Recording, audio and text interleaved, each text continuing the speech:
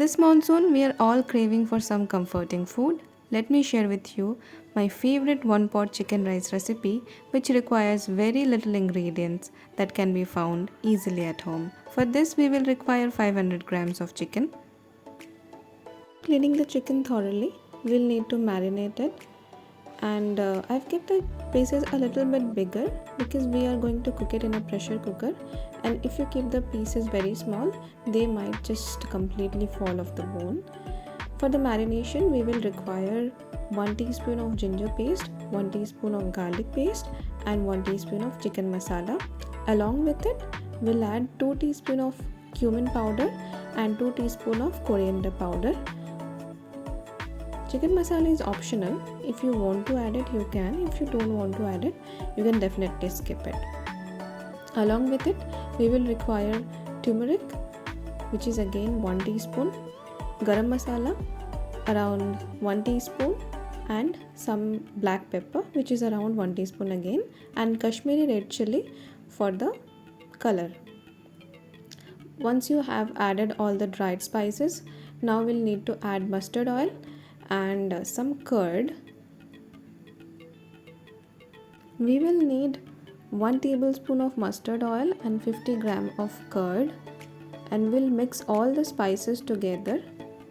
Mustard oil and curd helps to bind the spices well so that the chicken can absorb all the flavors very well. Once you are done with the marination, you need to keep it aside for 20 to 30 minutes.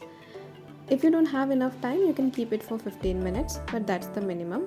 Make sure you coat all the pieces of the chicken evenly and keep it aside for rest. I have taken 250 grams of rice, and for the vegetables I have taken potatoes, carrots and coriander leaves. You can also go for corns, beans, cauliflower, broccoli and capsicum as well. That's as per your choice. And we also need 1 thinly sliced onion, 2 chopped tomatoes, 2 chilies, some ginger and some garlic chopped very well.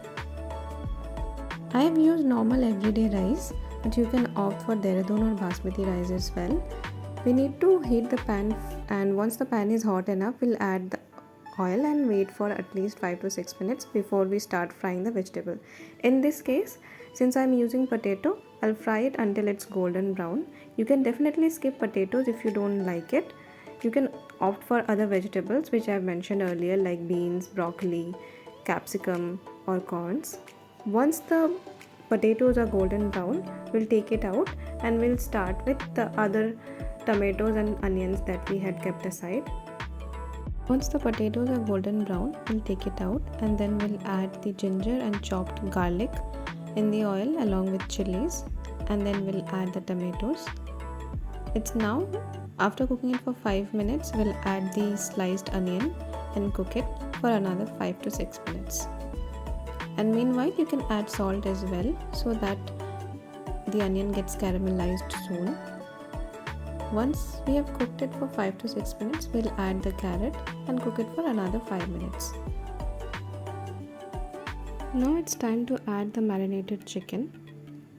Once we add the chicken, we'll cook it on a high flame for around 15 minutes.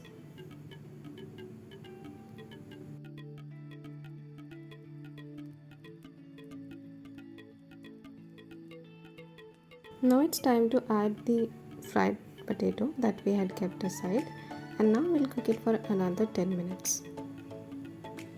After 10 minutes, we'll add the rice that we have washed thoroughly, and we'll mix the rice well with the chicken and the vegetables. And once you see that the rice has taken the color of the marination, it's time to add garam masala, which is around 1 teaspoon, and the chopped coriander in the mixture. Once everything is mixed properly, we'll need to add water. If you take 1 cup of rice, then you need 2 cups of water. So that should be the ratio, 1:2. This will give you a proper fluffy rice. It won't be grainy and it won't get soggy as well.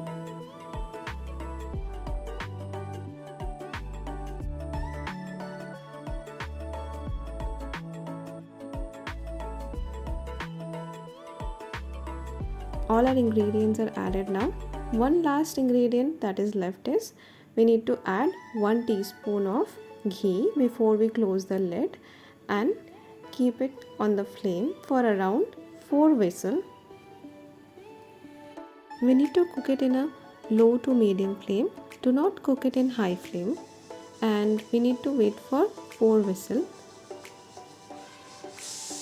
This is the last whistle, and once it is done, we'll open it. We'll wait for at least 10 minutes for the pressure cooker to cool down, and then we'll see what will be the outcome. While the pressure cooker cools down, let's make an easy raita. We'll need chopped onion, curd, half a teaspoon of salt and half a teaspoon of black pepper, and mix it thoroughly. As you can see, our 1 pot chicken rice is ready now.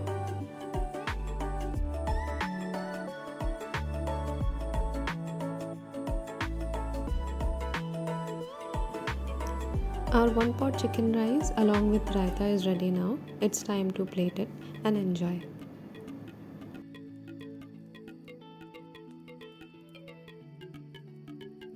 It tastes somewhere in between a chicken pulao or a chicken biryani. It's very comforting, easy to make, and you'll definitely enjoy it. Do give it a try and let me know in the comments if you like it.